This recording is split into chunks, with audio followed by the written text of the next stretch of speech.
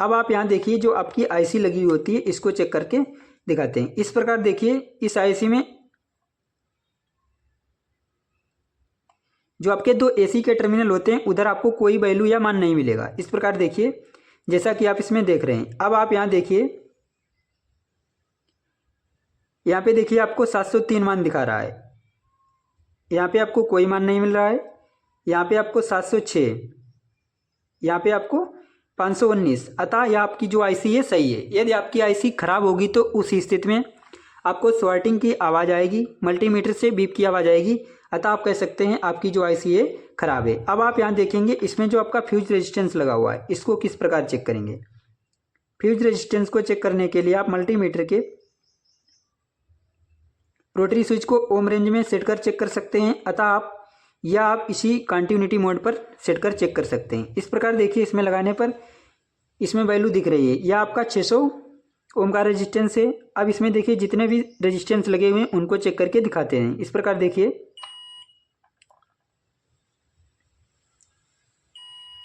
इस प्रकार देखिए यह जो आपका रेजिस्टेंस है 4 ओम का रेजिस्टेंस होने के कारण यह बहुत कम प्रतिरोध का है, इसीलिए इसमें बीप की आवाज़ आ रही है। जो आपका रेजिस्टेंस होगा जिसमें आपकी कम वैल्यू होगी तो उस स्थिति में आपको बीप की आवाज़ मिल सकती है।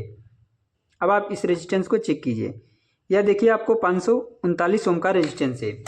यदि आपका रेजिस्टेंस खराब होगा तो उस स्थिति में जब आप मल्टीमीटर की दोनों लीड रेजिस्टेंस में लगाएंगे तो उस स्थिति में आपको मल्टीमीटर में कोई मान नहीं मिलेगा, क्योंकि जो आपका रेजिस्टेंस होता है वह श्रेणी क्रम में लगता है या समांतर में।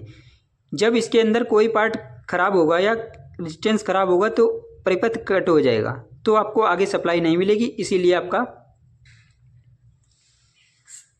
कोई मान या बीप नहीं मिलेगी। इस प्रकार देखिए इसके बाद आपका क्या है, इसमें देखिए आपके 3 कंपोनेंट बचे हुए हैं। इस प्रकार आप देखेंगे यह इंडक्टर कॉइल है, फिर आपका कैपेसिटर है, या भी कैपेसिटर है। इस प्रकार देखिए 2 तरीके होते हैं, पहले एक तरीके से जानिए। पहले इस पे देखिए जो आपका कंटिन्यूटी मोड होता है उस पर ही सेट कर चेक करके दिखाते हैं। इस प्रकार देखिए मल्टीमीटर की लीड को इस प्रकार देखिए लगाएंगे तो इसमें देखिए कोई मान नहीं मिल रहा है। एक बार इसको पलट कर देखते हैं। इस प्रकार देखिए यह मान किस लिए आ रहा है, यह मान आईसी के कारण आ रहा है, क्योंकि इसमें जो कंपोनेंट है वह आईसी में श्रेणी और समांतर में लगे होते हैं, इसीलिए इसमें मान आ रहा है। अभी आपको कैपेसिटर भी चेक करके दिखाएंगे। इस प्रकार देखिए यह जो कैपेसिटर है इसमें मल्टीमीटर की दोनों लीड इस प्रकार लगाएंगे। इसमें भी आपको मान आईसी की वजह से मिल रहा है। इस प्रकार देखिए इसकी लीड जब बदल कर लगाएंगे तो इसमें देखिए कोई मान नहीं मिल रहा है। यदि किसी स्थिति में आपको कैपेसिटर में मान नहीं मिल रहा है तो आप मल्टीमीटर के रोटरी स्विच को इस प्रकार देखिए 20 किलो ओम पर सेट करेंगे। फिर आप इसको देखिए यहाँ पे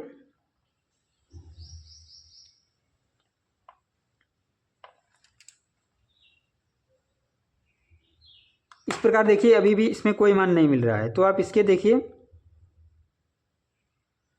इसमें लगाने पर फिर भी आपको कोई मान नहीं मिल रहा है, तो आप कह सकते हैं आपका जो कैपेसिटर सही है। यदि आपका कैपेसिटर डैमेज होगा तो उस स्थिति में आपको बीप की आवाज़ मिलेगी।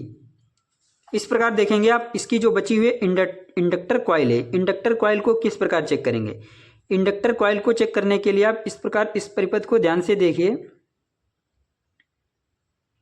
यहाँ से देखिए इसका एक टर्मिनल यह है और एक टर्मिनल यह है, तो आप इसमें देखिए जो आपकी कॉइल होगी उसमें आपको बीप की आवाज़ मिलेगी। इस प्रकार देखिए